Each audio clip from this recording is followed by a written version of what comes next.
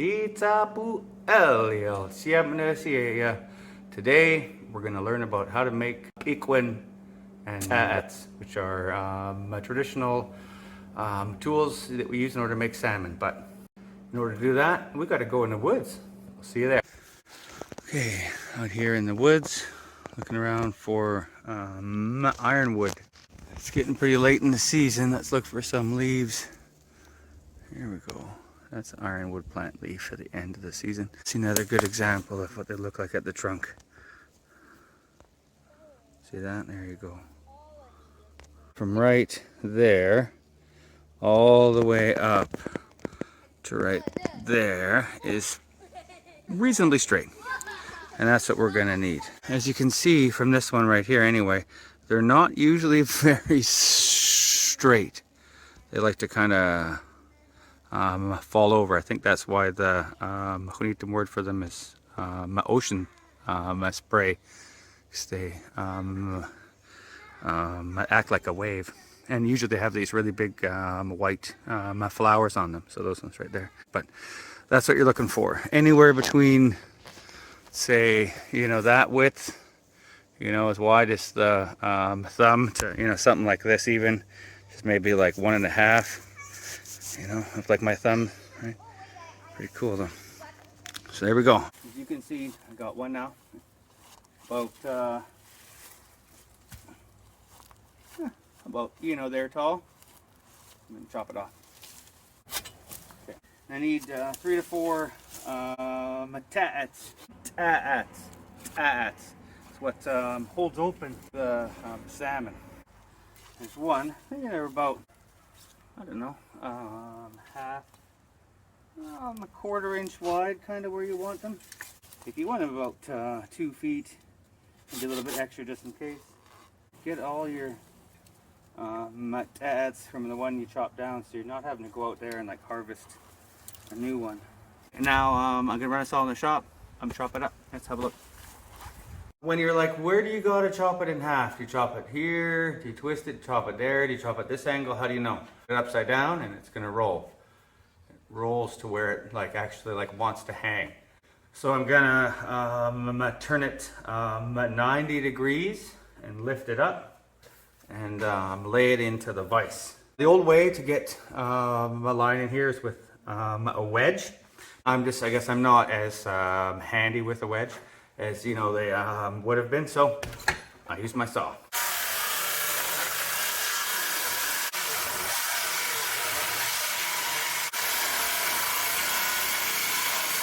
Okay, so I got that line in there. It's about the length of one salmon. There you go. And I'm gonna take this back in the vise and get a piece of wire.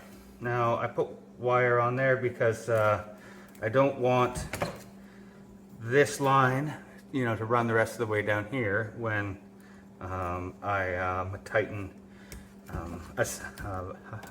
salmon in there. So I need just like a little chunk of wire, wrap it around once or twice, whatever you can do. Take your pliers, and twist it together so it's tight on there. And now, when this thing, whack it so it's not out there and all short, so that when this thing's all the way open now, it won't go beyond there, right? And then up here, when I want to close it, I'm gonna need another chunk of wire.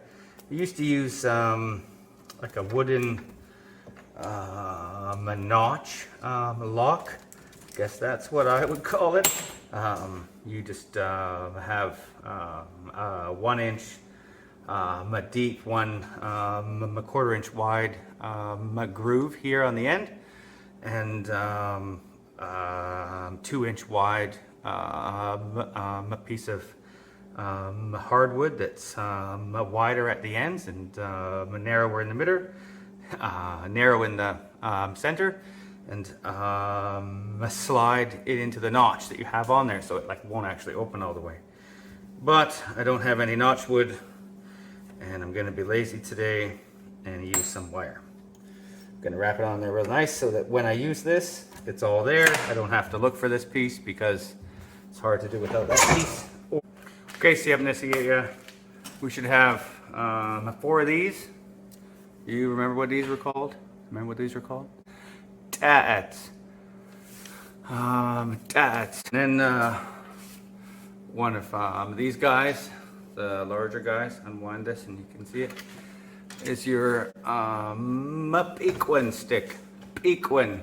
Pequin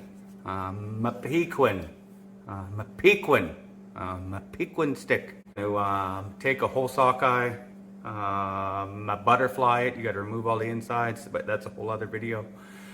And then you got to weave these guys through the sockeye, and then when it's all the way here, all the way hanging down, you slide them into here, and you wrap that other wire around the top, and then it'll, you know, hold them all in there with your big, beautiful sockeye.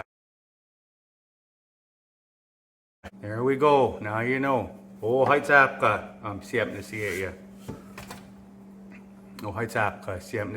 for using this opportunity, you know, to learn about the old ways that, you know, like we used to make fish.